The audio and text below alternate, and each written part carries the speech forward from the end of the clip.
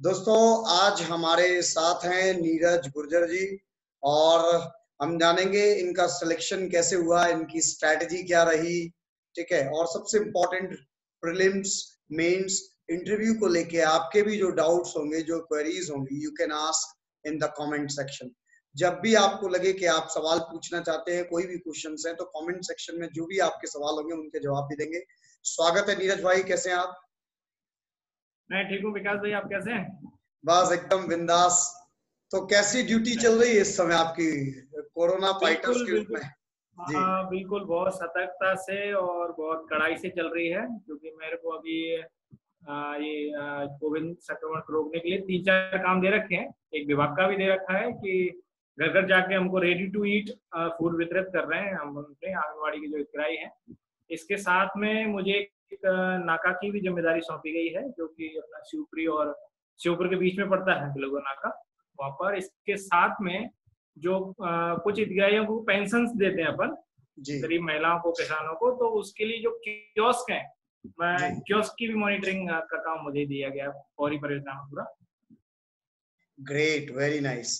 तो नीरज भाई, मैं जानना चाहता हूँ बिल्कुल बेसिक से ही, क्योंकि जो हमारा प्लेटफॉर्म है अनअकैडमी, वहां भी हम लोग हाँ हाँ। चाहते हैं कि स्टूडेंट्स जो है उनको वो जानकारी मिले जो बहुत हिडन रहती है, कहीं ना कहीं जेंटली, जो हम बाहर नहीं लाते हैं। तो आपकी बिल्कुल। जर्नी कैसे शुरू हुई, कहाँ से आपने स्टार्ट किया, और एमपीपीएससी का ख्याल कहाँ से आया आपके दिमाग एमपीपीएससी का जो ख्याल है वो मुझे आया 12th क्लास में। मेरे बड़े भैया जो आर्मी में हैं, उन्होंने मुझे बताया था। क्योंकि मैं गांव में ही पढ़ा हुआ हूँ, पूरा 12th तक में? मैंने अपने जी। गांव से तैयारी की है, तो मुझे नहीं था ज़्यादा जानकारी। उन्हीं ने बताया कि ऐसे ऐसे एक तैयारी रहती है एक रिलेटिव में, क्योंकि अभी शिवपुरी में आपको याद हो, शिवपुरी के एसडीएम है तेन सिंह गुर्जर, और जी। और अभी भोपाल में एक मेहताब सिंह गुर्जर, इन दोनों को सिलेक्शन हुआ था जब मैं 11th क्लास में था। और चूंकि दोनों ही कहीं ना कहीं से मेरे रिश्तेदार भी लगते हैं, तो उन्हीं को देखते हुए फिर मैं इधर पीएससी में आया। हम्म। और 2013 से 2012 से पीएससी की तैयारी मैंने शुरू कर दी। उसके बाद चौथे अटेम्प्ट में लगातार मैंने इंटरव्यू दिए, जी। चौथे अटेम्प्ट में जाके ये सिलेक्शन हुआ 2017 पीएससी में। Great, great. तो जर्नी कैसे और शुरू हुई, थोड़ा सा उसका बेसिक्स का आप बता सकते हैं कि ग्रेजुएशन कहाँ से किया आपने, 10th 12th हाँ कहाँ से किया, रहने वाले कहाँ से बेसिकली, तो और मजा आएगा हमें इंटरेक्शन। जी। बिल्कुल बिल्कुल बिल्कुल। मैं भिंड जिले में ग्राम जमदारा है, गोह तहसील में। जी। और वहाँ मिडिल स्कूल है, तो 8वीं मैंने वहाँ से की। उसके बाद 9 से लेके 12वीं तक पास में एक कस्बा है जो अभी पिछले साल ही तहसील बना है, मऊ, तो वहाँ से 12th किया। उसके बाद चूंकि 12th में ही ये हो गया था डिसाइड कि मेरे को सिविल सर्विस करना है, तो पहले यही ट्रेंड था कि जो सिविल सर्विस करेगा वो आर्ट्स का कोई सब्जेक्ट लेके ग्रेजुएशन करेगा। तो ग्रेट। मैंने भी बीए कर ली है, 2 अक्षर पढ़ा हूँ, वो भी उल्टे, ए भी होता है, मैंने बीए पढ़े हैं। मुरार में एक कॉलेज है, एसएलबी कॉलेज जी। वहाँ से मैंने बीए किया है। और चूंकि एमए कर रहा था 2 बार, लेकिन दोनों बार ऐसा हुआ कि एक बार मेरा मेंस आ गया बीच में, जब मैं ड्यू से मैंने इंट्रेंस निकाला था एमए का, फिलोसफी से करना चाह रहा था, मैं दिल्ली रहा एक साल, तो वो छूट गया, क्योंकि मेंस था, यही था कि पीएससी सिलेक्शन हो जाए कैसे भी करके। और फिर उसके बाद दूसरा मैंने हिस्ट्री से करना चाहा अपने जीवाजी डिस्टेंस से, तो मेरा सिलेक्शन हो गया, फिर मैंने जी। छोड़ दिया। Great, great, great, great. तो चंबल की तो एक से एक कहानियां मशहूर हैं, और बिल्कुल बिल्कुल। बीहड़ों के लिए तो फेमस है ही। अब मैं ये हम्म जानना चाहता हूँ आपसे कि अब एडमिनिस्ट्रेशन में आप वहां से आ गए हैं, तो हम्म उधर जो आपकी पहले सोच रही होगी जब आप 10th 12th तक रहे, और अब आप हम्म जो प्रशासन में आने के बाद जो डिफरेंस हम्म। आप फील करते हैं, वो क्या डिफरेंसेस हैं? मतलब अभी आप कैसा महसूस करते हैं उस परिवेश से इस परिवेश तक के सफर में? बिल्कुल, परवेश बिल्कुल उलट है भाई। एक टाइम ऐसा था कि प्रशासन के अपोजिट रहा, ऐसा मतलब ट्रेंड रहा, अपोजिट नहीं रहा, लेकिन ऐसा लोगों ने समझा। जी। मैंने एक वाकया मैं आपको सुनाऊं, मैंने जब पीएससी की तैयारी कर रहा था, तो ऐसा रहता है कि बहुत सारे फ्रेंड्स बन जाते हैं अपने, जब हम तैयारी कर रहे होते हैं ना, तो किसी शादी में या उसके यहाँ कोई शादी हुई है, कोई फंक्शन हुआ, तो वहाँ जाते हैं। तो मैं एक फ्रेंड के यहाँ गया था, तो उन्होंने, मेरे एक दोस्त और है गुर्जर देवेंद्र, तो हम दोनों तैयारी करते थे, तो उन्होंने बताया, अपने पापा से मिलाया कि पापा ये नीरज है, ये देवेंद्र है, और दोनों तैयारी कर रहे हैं। और ऐसे ऐसे तो उन्होंने पूछा तो गुर्जर है, तो वो भी अच्छा मतलब गुर्जर यार और ऑफिसर की तैयारी। तो उन्होंने बताया यार नहीं नेचर भी अच्छा है लड़कों का, अच्छे पढ़ते हैं। तो वो कह रहे यार मुझे तो बिल्कुल अपवाद है। लेकिन बाद में जब हुआ तो एक लहर भी है, एक कहीं ना कहीं एक समाज सुधारक की दिशा भी होती है। इतने ज्यादा हमारे सिलेक्शन 2017 में पीएससी का सिलेक्शन हुआ। अगर मैं एक जातिगत रूप से आंकड़े बताऊं तो हमारा जो समाज रहा है गुर्जर समाज, वो कहीं ना कहीं नेगेटिव छवि रही उसकी काफी टाइम तक। लेकिन 2017 पीएससी में हम 9 लोग सिलेक्ट हुए, तो एक अच्छा लहर हुई। उसके बाद से बहुत से लोग शिक्षा की तरफ बढ़े हैं। हम देखते हैं आजकल ट्रेंड भी हमारे समाज में ऐसा ही है कि लोग जमीन तक बेच रहे हैं अपनी, और सब कुछ गिरवी करके। पहले जमीन पे ज्यादा फोकस किया जाता था हमारे समाज, मैंने तो अपने घर में ही देखा हुआ है कि जमीन ले लो पढ़ा के क्या करेंगे। लेकिन वो ट्रेंड है कि आज मतलब जमीन और घर सबको एक तरफ रख के शिक्षा पे ज्यादा ध्यान देते हैं कि बच्चे कहीं ना कहीं हमारे पढ़ जाएं। और मैंने देखा है जब से मेरा सिलेक्शन हुआ है तो एक परिवार की छवि अलग, गांव की छवि अलग, सभी पहचानते हैं, जानते हैं। और अपन ऑफिसर क्लब में भी हम बैठते हैं तो वहां भी एक अलग है, क्या ये लोग क्या। डेफिनेटली। तो दोस्तों आपने सुना, मतलब गुर्जर साहब हमें बता रहे हैं कि कैसे एक ये चेंज जो है वो सोसाइटी में, वहाँ गांव में और उस पृष्ठभूमि में कैसा एक चेंज लेकर आता है, कैसा एक बदलाव लेकर आता है। तो this is what you call the difference. बहुत ज्यादा चेंज है। मतलब ऐसा है कि अब अगर हम कोई बात कर दें तो कहीं ना कहीं उसका महत्व रहता। तो मैं तो यही लेके कि मतलब अपनी बात को तवज्जो इतनी मिलती है अब। हाँ, तो मतलब अपन आप कोई अच्छी बात भी करें। अच्छा इस बीच में मेरे को याद आया, शाहरुख खान ने कोई एक इंटरव्यू में बताया था कि सबसे पहले आप सफल बनिए, उसके बाद फिलोसफर बनिए। तो वो मैं नहीं जानता कि मैं कोई ज्यादा बड़ी सफलता की है। ठीक है, एक मुकाम चाहिए होता है हमको अपनी लाइफ गुजारने के लिए, तो वो मिला। और इतने बड़े हम फिलोसफर भी नहीं। लेकिन मैंने वो उस चीज को, उसने एक बड़ी बात कही थी एहसान के ने, उसको मैं एक छोटे उसमें देख सकता हूँ कि एक जितनी सफलता है उस हिसाब से अगर बातें रखते हैं। अब एक चूंकि एक पोस्ट के साथ पावर भी मिली है, उसके द्वारा हम उसको इम्प्लीमेंट भी कराते हैं। लेकिन उससे हटके भी अगर हम किसी पॉइंट पर अगर बात करते हैं तो उस चीज को गौर की जाती है कि भाई नीने बोला है तो कुछ तो होगा उसमें। लेकिन हमको नहीं लगता था पहले कि इतनी तवज्जो है इस बात की। अगर हम कुछ कह जाते हैं तो उस चीज की अब होती है, अपने घर में अब वो कहते हैं, अपने इम्पोर्टेंस गाँव में बोल रहे मिलता हैं। है आपको, अब वो सारी चीजें मिलती हैं। बिल्कुल समझ सकता हूँ मैं। बिल्कुल बिल्कुल। अब मैं अगला प्रश्न ये जानना चाहूंगा नीरज भाई आपसे कि प्रीलिम्स को लेकर जो है कई प्रकार की भ्रांतियां होती हैं स्टूडेंट्स के मन में। प्रीलिम्स में वो कौन कौन से कोर सब्जेक्ट्स होंगे, वो पॉइंट्स होंगे जो आप हाईलाइट करना चाहते हैं कि इनको हमें पकड़ के रखना है, और ये आप दोनों ही स्तर पर बता सकते हैं। यदि ये सिलेबस बदलता है तो हमारी तैयारी हमें किस तरीके से करनी चाहिए, और अगर मान लीजिए ये सिलेबस बदलने की जो प्रक्रिया है ये थमती है तो हमारी तैयारी किस प्रकार की होनी चाहिए। देखो विकास जी, मैंने जो मतलब मैंने जब से तैयारी की है मेरा प्री नहीं रुका है। एक बार मैंने जितने भी अटेम्प्ट दिए हैं मैं इंटरव्यू तक पहुंचा हूँ। मेरे तैयारी के फेज में सबसे बड़ा गड्ढा मैं इंटरव्यू को ही मानता था। अपनी मुलाकात भी उसी टाइम हुई। इंटरव्यू के लिए मैं जो कहता हूँ कि एक स्टैंडर्ड जो है अपना पूरा जो सिलेबस है उसको आप याद रखिए। मतलब ऐसा रहता है कि जो पीएससी की तैयारी है, बहुत से लोग ये समझते हैं कि हमने जैसे 2014 का प्री दिया और उसमें नहीं हुआ, 2015 का या 16 का दे रहे हैं तो वो पिछली हमारी तैयारी वेस्ट गई। नहीं नहीं, वो आपको पता नहीं वो आपने जो पढ़ा था बहुत शुरुआत में वो कहाँ क्लिक करेगा। बिल्कुल। तो मैंने तो यही देखा है, मैंने जो मतलब 2017 की पीएस प्री दी तो पिछले का जब पढ़ा था ना वो वहां पे क्लिक कर गया तो वो काम करा। और इसके बाद मैं बताऊं कि जो प्री है, जो अभी ट्रेंड चल रहा है प्री का, एमपीपीएससी प्री का, तो उसमें नंबर 1 पे मैं रखता था एमपी जीके।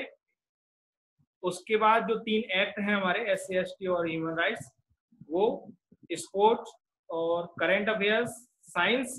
उसके बाद अपने बाकी के जो जीके है उसमें दूसरे नंबर पे हिस्ट्री आ जाता है क्योंकि हिस्ट्री के 3 पार्ट हैं। फिर ज्योग्राफी आ जाता है, फिर पॉलिटी आ जाता है, ऐसे करके। ग्रेट। अभी जो मतलब ट्रेंड चल रहा है, क्योंकि ऐसा रहता है कि जब हम पढ़ते हैं ना तो दम से जीके पढ़ते हैं, हिस्ट्री पढ़ते हैं, ज्योग्राफी पढ़ते हैं और बाकी का भी पढ़ते हैं। लेकिन अभी जो ट्रेंड चल रहा है प्री का, उसमें एमपी जीके पढ़िए आप बहुत अच्छे से, करंट अफेयर्स कर लीजिए, स्पोर्ट्स कर लीजिए और एक्ट कर लीजिए। हम तो यही रहता था कि अब तो जॉब में आ गए हम, तो वही 3-4 चीजों को 8 से 10 दिन में रिवाइज करके और अभी भी निकल जाता है। Sorry to interrupt you. अब मैं ये भी जानना चाहूंगा कि एमपी भी जो हम कवर करें, कौन सी बुक लिस्ट इसकी होनी चाहिए, करंट अफेयर कहाँ से तैयार करें, एमपी जीके कहाँ से तैयार करें, और जो बाकी सब्जेक्ट्स हैं उनके लिए आपके क्या सजेशन? अच्छा, एमपी जीके मैंने जो पढ़ा है वो महेश्वरी बुक से पढ़ा है।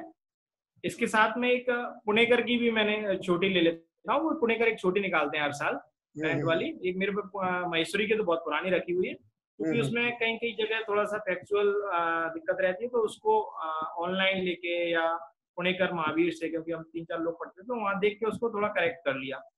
और जो करंट अफेयर्स है उसके लिए मैंने हमेशा से पीडी पढ़ा है, ईयरली वाला। मतलब रेगुलर तो मंथली पढ़ ही रहे हैं, कोई भी मैगजीन, दृष्टि की ले ली, पीडी ले ली, क्रॉनिकल ले ली, कभी कोई अच्छी आई तो वो ले ली।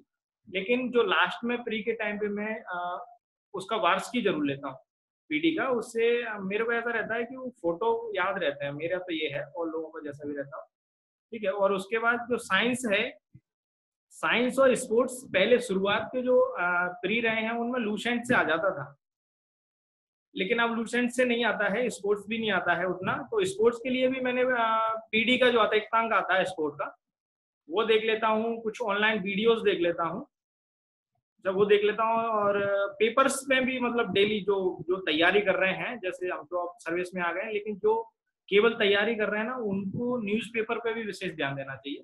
अब चूंकि क्या है कि अपनी सोसाइटी में क्रिकेट पे ही ध्यान देते हैं, बाकी की साइड में निकाल देते हैं, लेकिन वहीं से क्वेश्चन आते हैं बहुत ज्यादा। और लेकिन मैंने ये देखा है विकास जी, 2018 और 19 की प्री के टाइम पे करंट अफेयर्स के लिए इतनी ज्यादा बुक आई, इतनी ज्यादा बुक आई, मतलब अब ट्रेंड को समझते हुए पब्लिकेशन वाले भी ध्यान दे रहे हैं बहुत ज्यादा। मतलब आपके पास करंट अफेयर्स इतना आ जाता है, इतना आ जाता है कि हम तो परेशान हो जाते हैं, क्योंकि मार्केट में गए, अच्छी लगी, और मेरा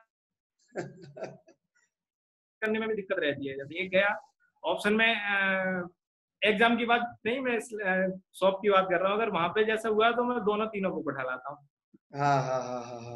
और चूंकि मैंने अपने फ्रेंड्स में भी ये देखा है कि मेरी ना जो याद करने की प्रैक्टिस है पढ़ने की, मैं जल्दी जल्दी पढ़ता हूँ। जैसे मैंने कई मेरे साथ के फ्रेंड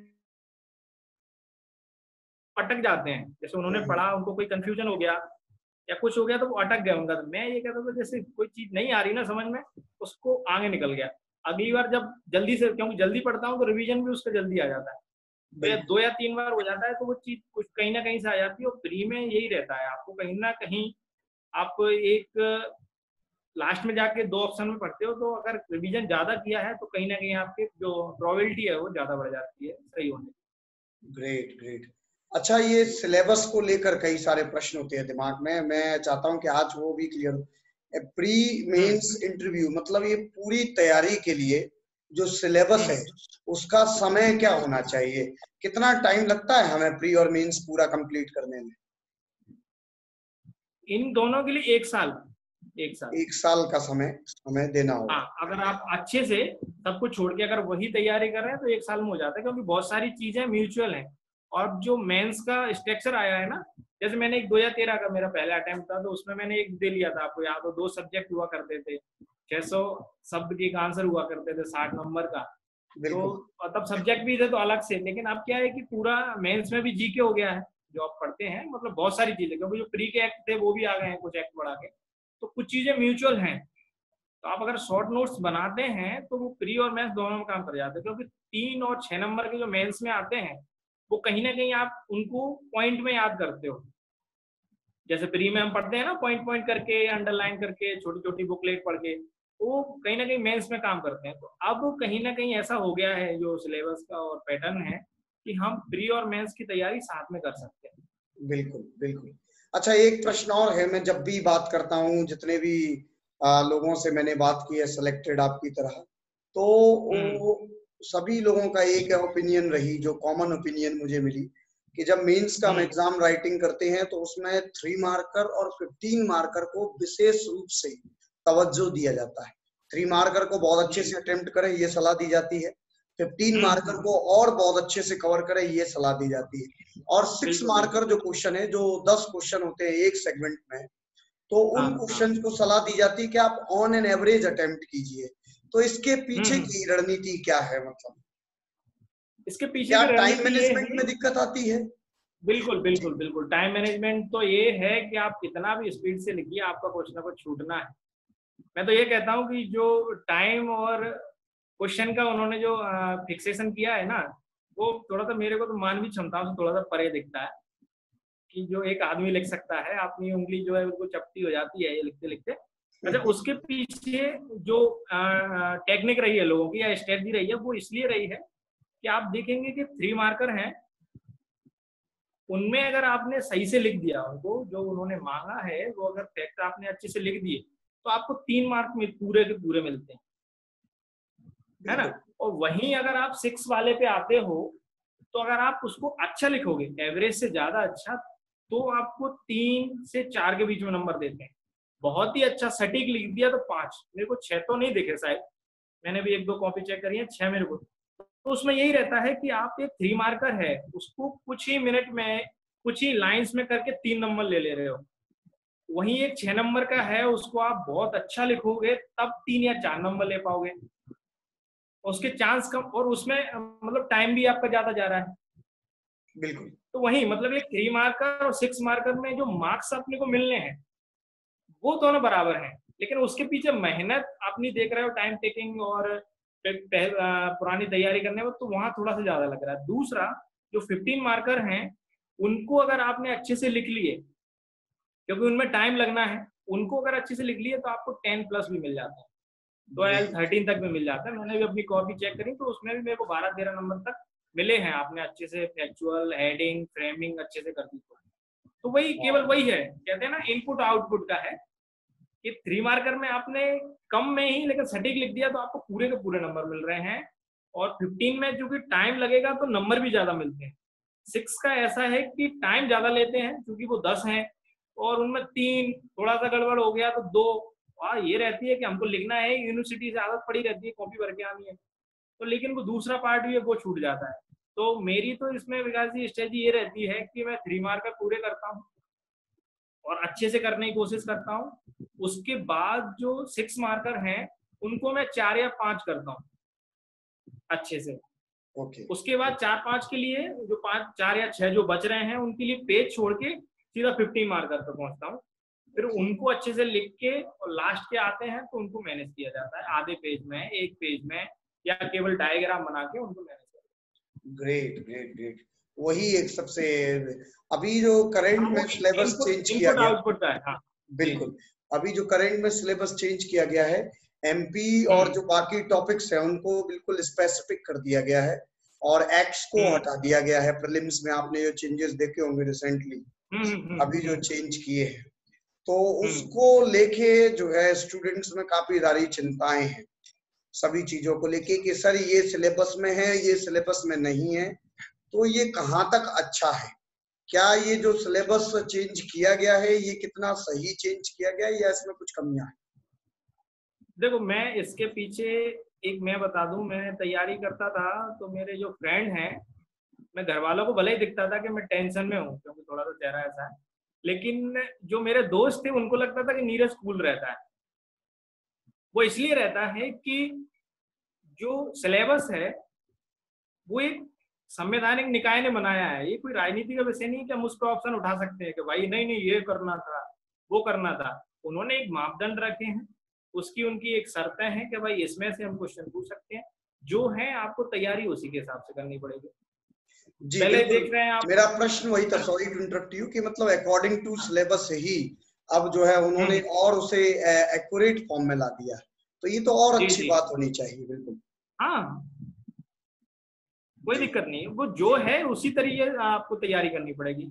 और चूंकि जो दिक्कत रहती है, एक पेपर उस पैटर्न पे हो जाएगा ना, फिर अपन एक्सपर्ट देने की, अभी तो मैं यही कहूंगा, मैं भी आगे एग्जाम देने की सोचता रहता हूँ, तो मेरा यही है कि जो सिलेबस है उसको अच्छे से तैयार कर लो। और चूंकि वो एक्स्ट्रा उसमें कुछ नहीं आया, मेंस में थोड़ा सा कुछ चीजें आई हैं हटाने के बाद, जो पवेड और सोशियोलॉजी की, वो भी ऐसा नहीं है, चीजें आती हैं, हम उसको पढ़ के और अच्छे से कर सकते हैं। ग्रेट। थर्ड पेपर में ज्यादा चेंजेस हुए हैं सेकंड और थर्ड में। बिल्कुल। क्या जो थर्ड पेपर में चेंज हुआ है, क्या वो बताएंगे आप, हमारे जो स्टूडेंट्स हैं उनको क्या चेंजेस हैं अभी थर्ड पेपर में? एक तो वो एक्ट हटा दिए हैं, और दूसरा जो थर्ड पेपर है, पहले साइंस और इकोनॉमिक्स का जो कॉम्बिनेशन था, तो उसको उसमें पूरा जो साइंस साइंस कर दिया है बैकग्राउंड, क्या? उसको पूरा साइंस कर दिया है, हाँ हाँ, ऐसा कोई तो चेंज है? जी। उसको लेके चूंकि मैंने बताया 2 अक्षर पढ़े हैं उल्टे। साइंस बैकग्राउंड 12th तो खैर मैंने मैथ से किया है, तो हाँ हाँ। साइंस जो बैकग्राउंड से बाहर के व्यक्ति हैं, शायद उनको वहां पे ज्यादा मेहनत करनी पड़ेगी। अब मेरी ओके जो थर्ड पेपर के लिए स्ट्रेटजी अब तक रही है वो यही थी कि मैं इकोनॉमिक्स से ज्यादा काम निकालने की कोशिश करता था, ओके। कि जो साइंस अगर कम, हाँ, तो अब उसके लिए थोड़ा स्ट्रेटजी अलग होगी। आपको साइंस बैकग्राउंड के भी नहीं है, उनको भी बहुत अच्छे से तैयारी वहां करनी पड़ेगी। करनी पड़ेगी, बिल्कुल। मतलब साइंस को जी तवज्जो जी, देने की जरूरत है।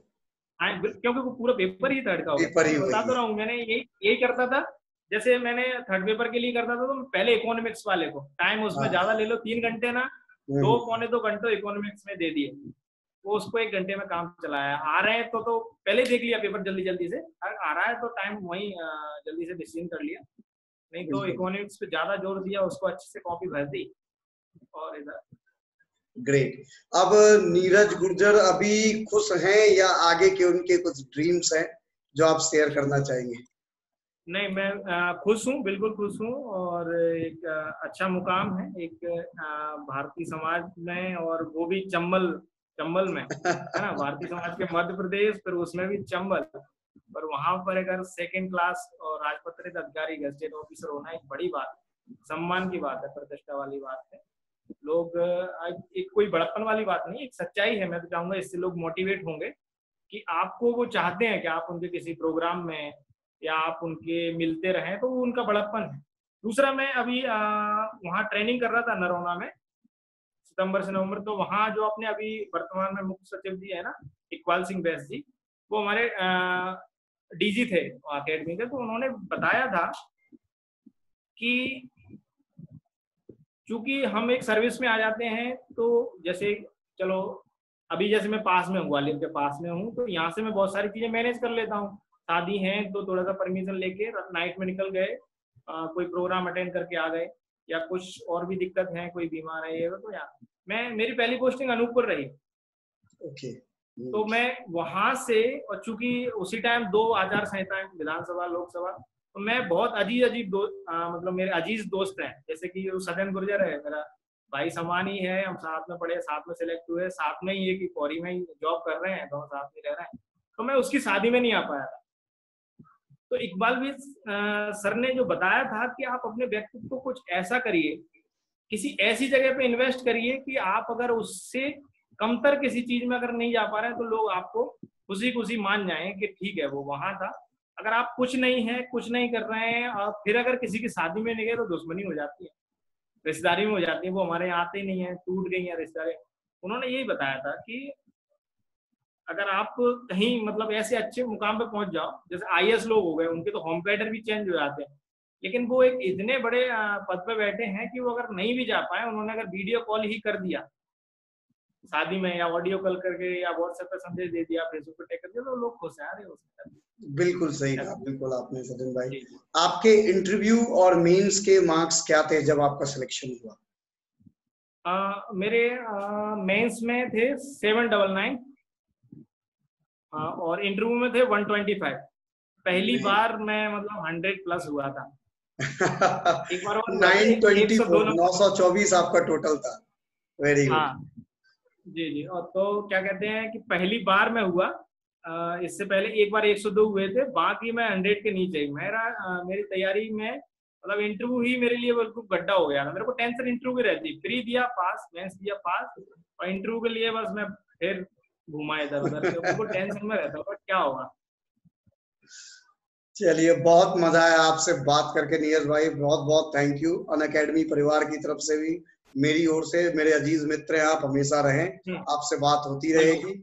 और आगे भी। बहुत बहुत हाँ बधाई। और आपका कोई संदेश हो अभी स्टूडेंट्स के लिए, सभी, क्योंकि कोविड-19 का टाइम है, सभी लोग घर में हैं, तो इस टाइम बिल्कुल को बिल्कुल वो यूटिलाइज कैसे कर सकते हैं, उसको लेके आपका कोई संदेश आप शॉर्ट में दे दें। बिल्कुल। इस समय को आप बहुत अच्छे से कर सकते हैं। जैसे कि एक जोक चल रहा है कि ये जो चल रहा है ना लॉकडाउन, इसमें भी अगर कोई बंदा गोरा नहीं हुआ तो वो बाद में खर्चा करना छोड़ दे। तो मैं कहता हूँ कि जो लॉकडाउन चल रहा है इसमें आपको कोई टेंशन नहीं है। अगर इसमें भी आपने नोट्स या रिवीजन नहीं कर पाया तो मेरे को नहीं लगता कि इससे ज्यादा कभी टाइम मिलेगा। और दूसरा, आप जो पीएम मोदी जी से और बाकी सरकार से जो मैसेज मिल रहे हैं उनको बहुत अच्छे से करें, क्योंकि हम देख रहे हैं, मैं देख रहा हूँ, अपने नाके पे खड़ा हुआ हूँ, वहाँ लोगों की स्थिति, और ग्रामीण क्षेत्र में भी हम जाते हैं देखते हैं कि अभी जो संक्रमण है कहीं ना कहीं शहरी क्षेत्र में है। हम उसको क्या कहते हैं मॉनिटरिंग कर पा रहे हैं। अगर ग्रामीण क्षेत्र में गया, आप भी ग्रामीण क्षेत्र से, मैं भी ग्रामीण क्षेत्र से, वहाँ की कंडीशन हम जानते हैं बिल्कुल। वहाँ मतलब सूखी लकड़ी का काम करेगा अगर ये संक्रमण वहां पर गया। और वहाँ समझाना भी बड़ा मुश्किल हो जाता है ग्रामीण क्षेत्र में, क्योंकि ज्ञान और शिक्षा का थोड़ा सा वो है। और दूसरा, मैं मैसेज ये देना चाहूंगा कि बहुत से लोग टूट जाते हैं, है ना, उनका संबल ये रहता है। मेरे को जो इस तैयारी के लिए बताने वाले थे, मेरे बड़े भैया जो आर्मी में थे, आज उनको शहीद हुए 4 महीने हो गए हैं।